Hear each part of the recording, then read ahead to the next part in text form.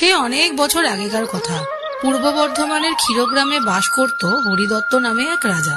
একদিন রাতে হঠাৎ মা যোগাদ্দা তার স্বপ্নে দেখা দিয়ে বলেন মহা ধুমধাম করে তার পুজোর প্রচলন করতে, আর প্রত্যেক পুজোয় একটা করে নরবলি দিতে, না হলে দেবীর তেজে হরিদত্তের রাজ্য ধ্বংস হয়ে যাবে। রাজা তখন সমস্ত পরিবারের জন্য একটা নিয়ম চালু করেন।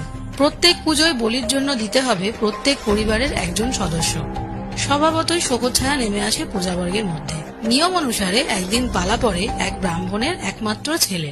শোকস্তব্ধ ব্রাহ্মণ আর ব্রাহ্মণী বলির আগের দিন রাত্রির বেলা তার ছেলেকে নিয়ে গ্রাম ছেড়ে পালায়। পালাতে পালাতে তারা গ্রামের শেষ প্রান্তে এসে এক বুড়িকে দেখে দাঁড়িয়ে পড়ে। তাদের পথ আটকে সেই বুড়ি ব্রাহ্মণীকে জিজ্ঞেস করে, এত রাতে তোমরা কোথায় যাচ্ছ?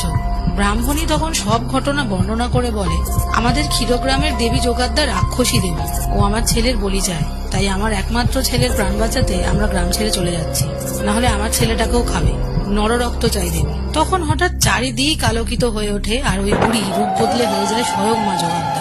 হেসে বলেন, যার ভয়ে পালাও মা তুমি, সেই মা যোগাদ্দা আমি।